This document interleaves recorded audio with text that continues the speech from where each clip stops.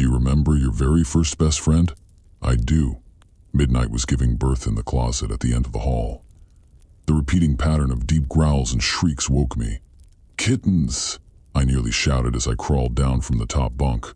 My sister stirred on the bottom bed. I paused on the ladder, held my breath, hoped she wouldn't open her eyes. After a moment, she rolled onto her side and fell back into deep sleep. I was glad she didn't wake. I wanted the kitties all to myself. Midnight continued to scream.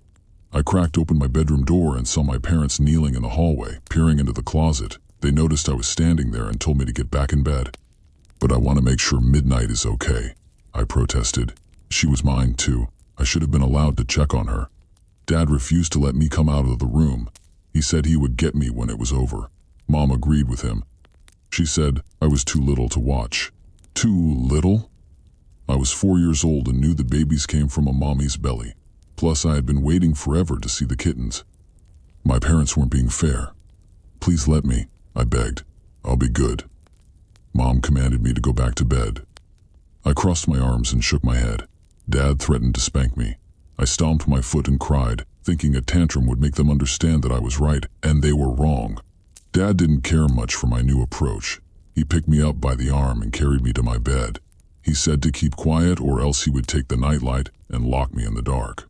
It's not fair, I screamed, instantly regretting it. Dad squeezed my arm so tight that I began to cry for real. When he let go, I rubbed the spot, trying to make it look worse than it really was. He told me I was punished, then pulled the nightlight from the wall. No, don't, I cried out. Ignoring my pleads, Dad went back into the hall and slammed my door shut. I heard my sister sobbing from on the lower bed. I felt bad that she had to suffer from my mistake, so I climbed down and cuddled up next to her. I told her I was sorry. She was terrified of the dark, more so than I, but eventually she relaxed and fell back to sleep while holding my hand. I couldn't rest though. Midnight's persistent shuddering cries and gargling noises kept me from closing my eyes.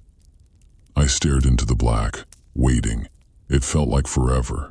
I'm not sure how it happened, but the next thing I remember is Mom waking my sister and me.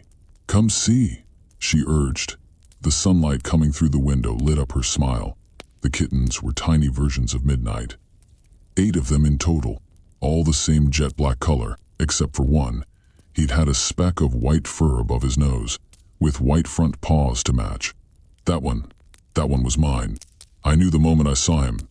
Dad said we could give them names. It wasn't an easy task since they all looked the same.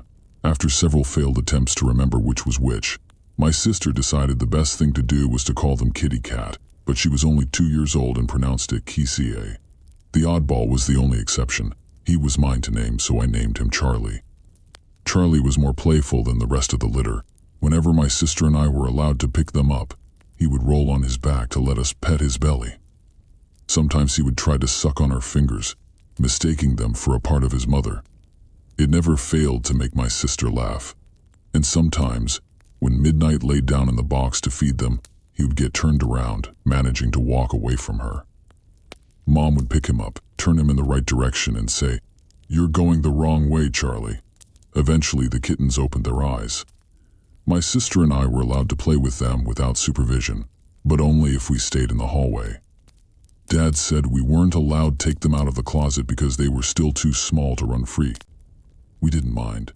Sitting on the floor petting them was one of our favorite things to do, especially when Midnight fed them. Charlie was turning out to be the runt. He ate well, but he never latched on to Midnight like the others did. While they loved to pad at her stomach and purr, Charlie was always too busy going the wrong way. No matter how many times we picked him up and faced him in the right direction, sooner or later he would get turned around again. Time went on, and the kittens got bigger. They meowed whenever someone would walk down the hall, demanding us to stop and play. Sometimes they got up on their hind legs, just barely able to peek over edge of the box. One day, my sister yelled something about the kittens. Mom and I came running from the living room to see what all the fuss was about. Charlie was in the hall, on the outside of the box, trying to correct his mistake. He clawed at the cardboard, wanting to make his way back to the other side. He kept falling over, shaking himself, then trying again. It was funny. Feeling sorry for him, Mom picked him up, gave him a kiss, and sat him next to his brothers and sisters. "You went the wrong way, Charlie," she said.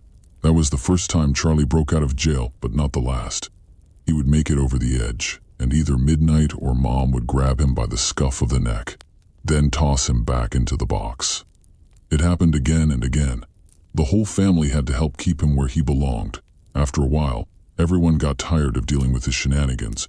We officially changed his name to Wrong Way Charlie and let him have free reign of the hallway. Even Midnight stopped caring. All the other kittens were content to stay in the box, but Charlie came and went as he pleased. He never went far, though. Sometimes he would sneak a peek into my bedroom or into the bathroom, but that was the extent of his exploration.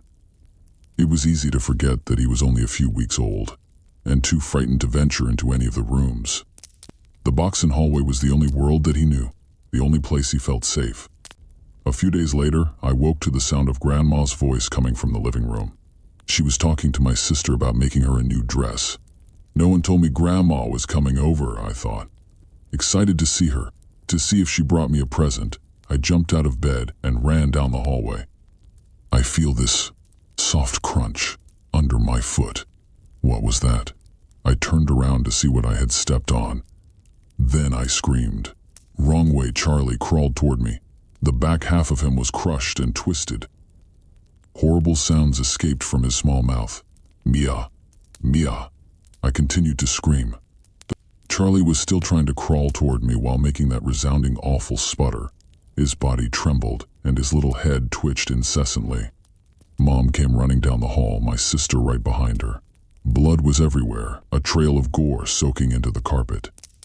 All I heard was screaming, screaming, screaming, screaming. It echoed down the hallway and throughout the years. Midnight leaped out of the closet and ran toward me. Wide-eyed, she hissed and swatted, then lapped at the blood flowing from Charlie's gaping mouth. Grandma grabbed a hold of me, held me close. My sister pressed her face into Grandma's side so she wouldn't have to see. Mom and Charlie were still screaming, still making those appalling noises. I couldn't tell them apart. "It's still alive," Mom wailed. "It's still alive! Oh my God, what do I do?"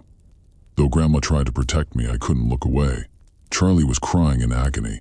The look on his little face said, "Why is this happening to me? What have I done? Make it stop. Please, please make it stop." "You have to kill it," Grandma shouted, angry. "Put the thing out of its misery for Christ's sake." Mom ran into the living room and turned the corner. I heard a drawer in the kitchen pulled open, then slammed shut. She came running back, hammer in hand. "Eeeeee!" Mom shrieked. She pounded the hammer down on Charlie's head over and over and over again while Midnight attacked her, trying to protect the kitten. And yet Charlie still crawled toward me, gurgling. "Mia! Mia, ugh!" Midnight kept scratching and hissing. Mom kicked her away and brought the hammer down again. After the 5th or 6th drop, Charlie finally stopped making the awful noises. Chunks of his skull and brain littered the hallway. It was hours later before I calmed down enough to understand what had happened. Mom told me that it was okay. Dad said it wasn't my fault. They said these things as they cleaned up the mess that used to be Charlie. But it wasn't okay, and it was my fault. My kitten got hurt because of me. If I hadn't been running, my Charlie would be alive. I killed him. Charlie was my first best friend, my first responsibility, and my first introduction to death. He'll always be with me, even now after all these years. Every time I walk down a hallway, I see Wrong Way Charlie's mangled little body crawling